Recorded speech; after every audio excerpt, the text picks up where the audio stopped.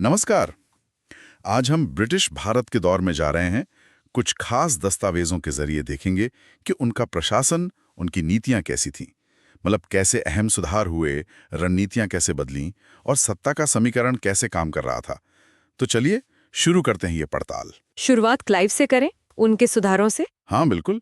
Clive ने अधिकारियों के लिए तोहफे लेने और निजी व्यापार करने पर रोक लगा दी थी। अच्छा। और सैनिकों का जो दोहरा भत्ता था वो भी बंद किया, सिवाय उनके जो बंगाल बिहार सीमा के बाहर तैनात थे।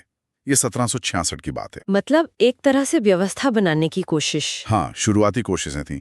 फिर वॉरेन हेस्टिंग्स आए।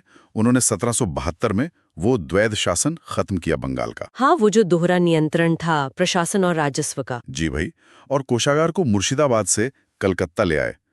राजस्व के लिए भी उन्होंने नए नए प्रयोग किए, जिसे ट्रायल एंड एरर कहते हैं। और 1773 का रेगुलेटिंग एक्ट। हाँ, वो बहुत अहम था।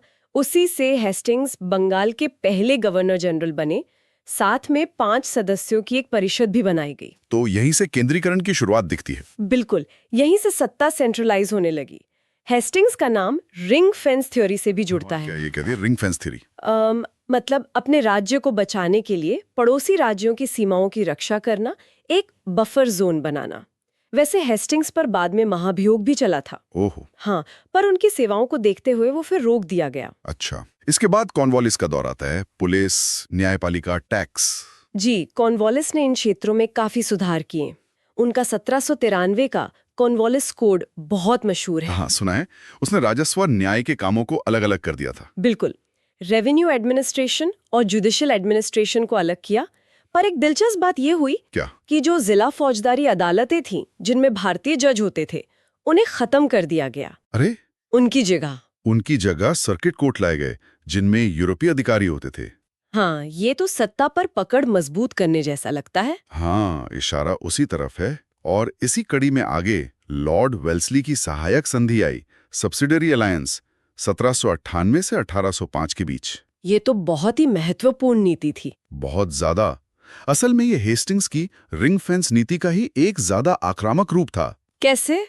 इसमें भारतीय राज्यों को सुरक्षा देने के नाम पर उनकी विदेश नीति और सेना पर ब्रिटिश नियंत्रण स्थापित कर लिया जाता था। राज्य को अपनी सेना बंद करके ब्रिटिश सेना रखनी पड़ती थी, जिसका खर्चा भी उन्हें ही उठाना पड़ता था। तो अपनी आजादी गिरवी रखने जैसा हुआ। बिल्कुल। पहला मराठा शासक जिसने इसे माना वो थे पेशवा बाजीराव द्वितीय। अच्छा, और कौन-कौन से राज्य थे? फिर तो हैदराबाद, मैसूर, अवध, एक एक करके कई राज्य इसमें शामिल हो गए। प्रभावी रूप से अपनी स्वतंत्रता खो बैठे। जाहिर है इसमें दबाव भी रहा होगा, ये सब खुशी-खुशी मान गए। नहीं, दबाव तो बहुत बड़ा फैक्टर था।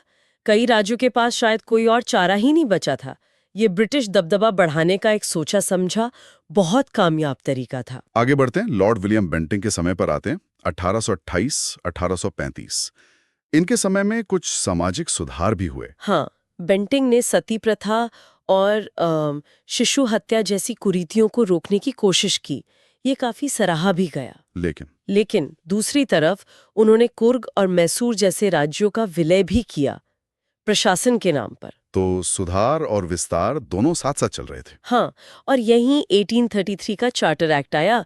इससे बंगाल का गवर्नर जनरल अब भारत का गवर्नर जनरल बन गया। मतलब केंद्रीकरण और बढ़ गया। जी बिल्कुल। इसके बाद डलहौजी का दौर, 1848-56। इनकी डॉक्ट्रिन ऑफ लैप्स या विलय नीति तो बहुत ही विवादास्पद रही। हाँ, बहुत ज्यादा। अगर किसी शासक का अपना पुरुष वारिस नहीं है तो उसका राज्य सीधे अंग्रेजी राज्य में मिला लिया जाएगा। इसके तहत कौन कौन से राज्य गए? सतारा, झांसी, नागपुर, कई रियासतें इसी नीति के तहत हड़प ली गईं। इससे भारतीय शासकों में बहुत ज्यादा गुस्सा और असंतोष फैला, जो शायद 1857 के विद्रोह का एक कारण भी बना। निश्चित रूप से। हालांकि डलहौजी के ही समय में कुछ और चीजें भी हुईं, जैसे पहली रेल लाइन बिछी बॉम्बे से ठाणे के बीच 1853 में। हाँ, और विधवा पुनर्विवाह कानून भी शायद। जी, विधवा पुनर्विवाह अधिनियम 1856 में। तो विकास और विलय दोनों चीजें थीं।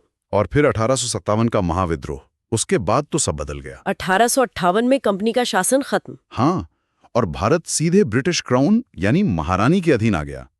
गवर्नर जनरल अब वाइसरॉय कहलाने लगे। फिर लिटन, रिपन, कर्जन जैसे कई वाइसरॉय आए। 1909 में मिंटो मॉर्ले सुधार हुए। और 1911 में राजधानी कलकत्ता से दिल्ली आ गई। अच्छा, एक और बात समझनी है, रियासतों के प्रति अंग्रेजों की नीति क्या हमेशा एक जैसी रही? नहीं, बिल्कुल नहीं। ये समय और जरूरत के हिसाब से बदलती रही। शुरू में मतलब 1740 से 65 तक वो समानता के लिए संघर्ष जैसा दिखाते थे। फिर आए रिंग फेंस नीति करीब 1765 से 1813 तक। उसके बाद अधीनस्थ अलगाव की नीति सबऑर्डिनेट आइसोलेशन 1813 से 57 तक। इसमें रियासतों को एक दूसरे से अलग रखा गया। और 1857 के बाद? 1858 के बाद आई अधीनस्थ संघ सबऑर्डिनेट यूनियन की नीति, जो 1935 तक चली। और आखिर में समान संघ इक्वल फेडरेशन का वादा किया गया 1935 से 47 तक।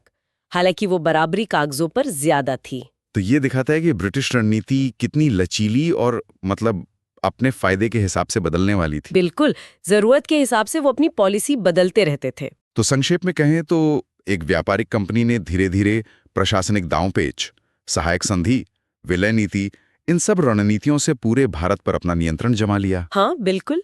प्रशासनिक कुशलता, रणनीतिक विस्तार और कहीं-कहीं सामाजिक हस्तक्षेप भी इसी मिले-जुले रूप ने ब्रिटिश शासन को इतने लंबे समय तक टिकाए रखा। हालांकि यही नीतियां आगे चलकर उनके खिलाफ प्रतिरोध का कारण भी बनी। हाँ, बिल्कुल। चाहे वो विलय नीति का असंतोष हो या सामाजिक सुधारों से उपजा विरोध, यही सब स्वतंत्रता संग्राम की पृष्ठभूमि बने। और ये सोचने वाली बात है कि उस दौर में जो प्रशासनिक और न्यायिक ढांचे बने, जैसे राजस्व और न्याय का अलग होना, वो आज भी हमारी व्यवस्था और शायद हमारी सोच को भी किस तरह प्रभावित करते हैं, इस पर जरूर सोचिएगा।